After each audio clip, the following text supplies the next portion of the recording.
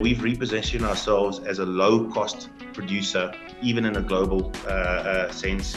We have a long life. We have great projects where we can further increase production. So I think we're well positioned. Pan-African Resources PLC, we're a UK company, but we're South African based with all of our operations currently in South Africa.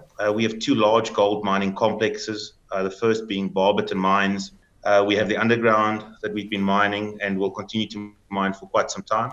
And then we also have a tailings plant that produces ultra low cost ounces. So that's Barberton. The other complex is Evander that also produces very low cost and low risk gold ounces. And then we have an underground operation that we're also in the process of developing further at the moment. You produced some exceptional numbers there. You've got to be pleased. So, what stands out for you? Well, I think what stands out is the fact that we improved, number one, our safety performance in the year past. That's critical for us on a number of fronts. If we can't produce safely, we cannot produce. We need to take care of our people from a health and safety perspective. Safety first, health also very important. So without our people, we can't achieve what we've achieved in the last year. We have to continue to work on safety, but it was a good performance. So you're going to be producing what, do you think? Operationally, we exceeded our production guidance for the year past. That's obviously quite a positive. Actually, from all operations, we had an improved performance. We're guiding 185,000 ounces for FY20, which is quite a big improvement on the 172 that we did last year. We're saying 65,000 ounces from Elikhulu. We're saying 20,000 ounces from what we call the Evander Pillar project at the Evander Underground, and then 100,000 ounces from Barberton. So that makes up our increased production guidance of 185,000 ounces. To put $130 million into the ground in 12 months is not insignificant. So this plant can treat 1.2 million tons of material a month. And as I said, we produce now forecast to produce 65,000 ounces at an ultra low all-in sustaining cost in the year ahead. So that's what sort of demonstrates that you can get things done in South Africa.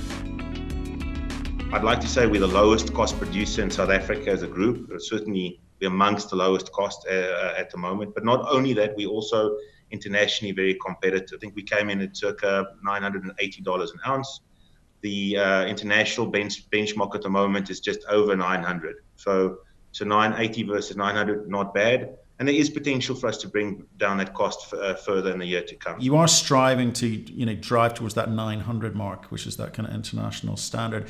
So You've clearly made some headway into that. What do you attribute that to, and how are you going to continue driving that lower? I mean, the great thing with Elikhulu is it produces at an exceptionally low all-in sustaining cost. So we should be $650 odd, if not lower. We then have the Barberton tailings retreatment plant, BTRP, that does also 20,000 ounces. So overall, you have 85,000 ounces that are what we like to call pretty much ultra low cost. Just the mere fact that we have these ounces provides a stable base load, so to speak, for our portfolio. It allows us to survive pretty much in any gold price environment, and it brings down the group's all-in sustaining cost quite significantly. So we're looking to simplify the infrastructure. We're doing a lot more development, which allows us further access to high-grade ore bodies. We're looking at the marginal side of the business to see if we sort of cut some ounces, do we sort of bring down our costs. So there are a number of initiatives also ongoing to further reduce the all-in sustaining cost for the group. Our hierarchy of capital, the first is investing in our assets. So we have to continue to invest in our assets. Otherwise, we will not be able to continue to generate returns. The second consideration is balance sheet. So because of the project Elikhulu that we were constructing in the last year, our balance sheet is fairly highly geared, certainly more than what we like to see. So in the next year, we'd like to repay quite a lot of the debt we have sitting on the balance sheet. And then thirdly, it is providing a cash return to our shareholders in the form of dividend. We are proposing a dividend for approval at the upcoming AGM. I think that's positive. We had to suspend the dividend last year as a result of obviously gold price, what was happening at Evander, the substantial capital we were incurring on the construction of Elikhulu. So I'm quite happy that the dividend is back, albeit at a more modest level, but it's still, so 1% yield is not to be frowned at. what's also important is driving that share price, right? So you have, had your share price affected, like a lot of people, to be fair, but what are you doing about it? If the share price does badly and we continue to sort of fret and worry about the share price, that doesn't really get us anywhere. So, we have a saying that we focus on those things we can control, and then the share price will take care of itself, as it has done to some extent. We've repositioned ourselves as a low-cost producer, even in a global sense. We have a long life. We have great projects where we can further increase production at fairly benign investments. So I think we're well positioned. We're a safe producer. We're investing into our communities. We're making a difference where we operate. So I think all of that makes for a good mix. Mining is tough. Mining in South Africa is tough. So South Africa has a fairly negative perception, I think, internationally. And some of it is justified and some of it potentially is not. So we have a long history of mining, certainly gold. I think more than 50% of all the gold that's been mined in the world has come from our country.